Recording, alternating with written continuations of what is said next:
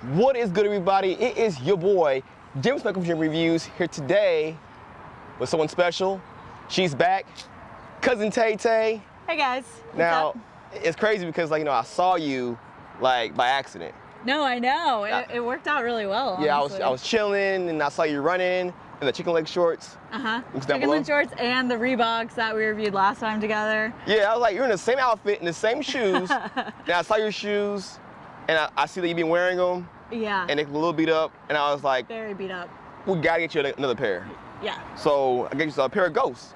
And I love them. I really do. I like them even better than the Reeboks. They're so comfortable. Wow, just like that, off the bat? Off the bat, oh yeah. I mean, before I even ran them, I was like, wow, these are so comfy. I mean, I just wear them out and about. And then I went on a couple runs in them and I just kind of forgot I was even wearing shoes. I was just going. Let's do it. So there we go. This is our review on the Brooks Ghost 13.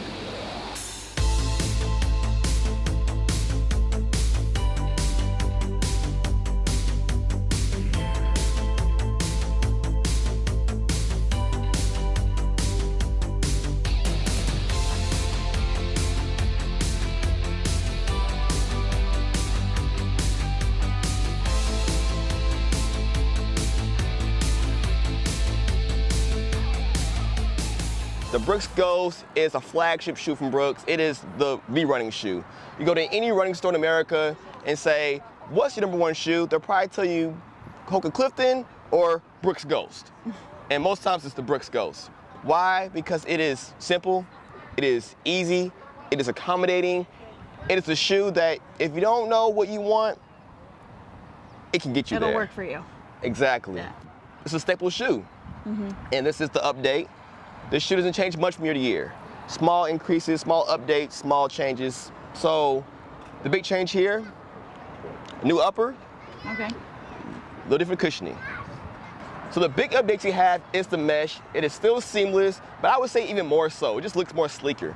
The Brooks Ghost is never a sexy shoe, Yeah. but it looks better this year. There's less going on and sometimes less is more. And I actually don't mind the way it looks. I like it. I would call it kind of icy with the light blue, and then the women's shoes that I'm wearing are a little different. Y'all will see, light blue and the gray. I like it. Yeah, and it's just the heel cup sturdy, the fit's spot on. Yeah, no, the fit is great. I really like it. I feel like if you have a wide foot, if you have a narrow foot, it just accommodates that whatever goes on. I feel like when it comes to running shoes, Brooks has the best fit. It just works for most people. Yeah. I think this is why it sells so well. And like then, you said, versatile. And then my favorite thing about the shoe, and it's just a Brooks thing for some reason, is that slide-in fit. It goes on so easily. I don't get it. I mean, I'll tell you, I wish there was a pull tab, but it's not really necessary. What? But I wish there was a pull tab. I can't believe you broke the pull tab in the Reeboks. Yeah. So I'm a big pull tab girl, obviously. We are. But so I miss it on here, but I can deal. All right. Next step is the cushioning. Now, the Brooks DNA cushioning, they added the loft. I think a couple versions ago, I think the 11 and 12 had the DNA loft, which is a softer foam mixed with the traditional DNA, just like a gel foam combination. It sounds cool though, DNA. Yeah, right. This year they extended the loft DNA from not just the heel, but the whole lateral side. So it rolls from the toe all the way to the end and around the heel. And then the rest of the shoe is just traditional DNA. So you got a tad more softness compared to the last year's. I never, tried out Brooks before, so I can't give it a comparison between the other ones, but I will say they're really comfortable. It didn't change too much. Yeah, but it's not too much. I don't like too much cushion. Like we were talking about, it's a good middle ground. It's not too much cushion, but still super comfortable. Like Jameson said, the cushioning is kind of more of a middle ground. It's not too much because I don't really like too much cushioning, but it still supports my foot, great, either on the concrete or on the trail, wherever I am, so. Yeah, very versatile shoe. The cushioning is just it's cushioned, but not overwhelming. Yeah, it's not like it's like springing, because I'm it's so cushioned, you know what I mean? Like the Hokas, doesn't have that huge. And then, cushion, as far as the outsole, get a little flexibility in toe. I would say more flex than I feel like in older models. I remember it should be a little more stiffer. They kind of made it a little more flexible in there. Natural toe off, and then the rubber. You got a whole lot of rubber here. So when it comes to durability, a lot of shoes are getting lighter because they're cutting rubber off. This shoe's we don't care. you're gonna get durability out of the shoe. This shoe is a workhorse. Yeah, it's not gonna wear down anytime soon. When people ask, like, who is this shoe for? I feel like it's for just about anyone who needs a running shoe. I feel like people say it's for beginners. It can be. I think if someone doesn't know what they want, this is a good starting point to kind of figure that out. I guess the points to note that maybe is not for everyone would be the high heel to toe offset. That just means the difference between the stack heights of the heel to the forefoot. It is fairly high.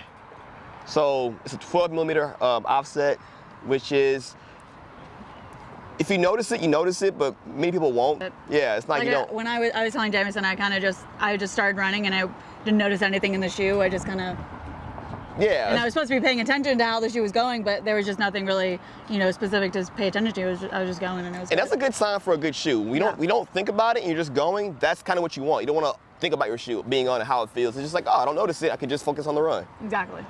The offset may be much for some people. There's no bells and whistles, so there's no any gimmicks. I can't be like, this is the magic feature, the carbon plate, or it has this magic cushioning that just makes it. No, it is what it is. On a scale to like, a scale of 1 to 10, this shoe is never going to be a 10, but it's never going to be under a 7. Yeah, I was gonna give it like an 8. So Yeah, there we go. Exactly. It's always solid. It's always dependable. You can't go wrong. You can't go wrong with it.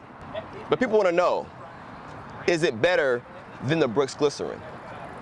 And the Brooks Glycerin is that next step up as far as cushioning level. So this has the DNA loft on the lateral side, and this shoe, the Brooks Glycerin, it has the entire midsole with that DNA loft, that softer cushioning. So if you're like, you know what, I wish this shoe was a little more cushioned, easy. Listening. Now this shoe is $130, this is $150. So for 20 bucks more, you could go with more cushioning, but you're gonna get more weight with the shoe. Yeah. And I would say this has more of a wraparound snug feel on top. Just the upper's a little bit different, but more or less, same DNA. Both neutral, both kind of sort of similar purpose, but a little more forgiving, a little more compressive feeling, a little more of a balanced feel in the cushioning. Other than that, I mean, fairly similar. But if you're really into more cushioning, the Glycerin, but for everyone else, the Ghost would be more than enough. All right, so that is the review, I would say. Yeah. Simple, easy, Just like the shoe. just like the shoe. All right, with that said, as always, links down below if you want to try the Brooks Ghost. This shoe's been out for, a month or two, 2 months now. So I'm sure a lot of you guys tried the shoe already, so let me know what you guys think about the Brooks Ghost. Is it the same thing? Do you feel like it's still great? Do you feel like you're tired of the same shoe? Are you into more of the special shoes, like the Hyperion Tempo? That's my favorite shoe so far this year from Brooks. They didn't expect it, but it is. A little more of a fancier shoe, but yeah, what are you guys into? Let us know. Can they follow you on Instagram? Yes, you can follow me. Because on now you have an Instagram. I got an Instagram. Gosh, I mean, now it's probably been 6 months, 5 months now. Has it been that long? I guess Time flies by. Yeah, it's crazy. It does I mean, fly I by. got it like just before quarantine, or no, I got it like at the very beginning of quarantine. Wow. So. There you go. You had nothing else to do. Yeah, exactly. You prepare for the worst. I was so behind on memes. I needed to catch up, and I was so behind on my friends' lives. I didn't know where everyone was going for spring break, even though it was quarantine, so no one's really going anywhere. Facts. Yeah, so. Well, they can follow you. Links down there. You can see where her Instagram is. You can follow me too if you want. Please follow me. I need friends to talk to. I'm not very exciting. I have like 200 followers right now. That's more than what I had. Like on my real account, I don't have many people. I have like maybe 200. Okay. So yeah. like in real life, I'm not that popular. Like I'm not. It's only because you review shoes. Yeah, it's only the other guy on this Instagram. He's the popular one. This one, real life, I'm just like, oh, hey, Right. whatever. Swipe left. And with that said, be sure to stay in school. Do not do drugs. Please don't. And if you can, please keep it tight. Keep it tight. Yes.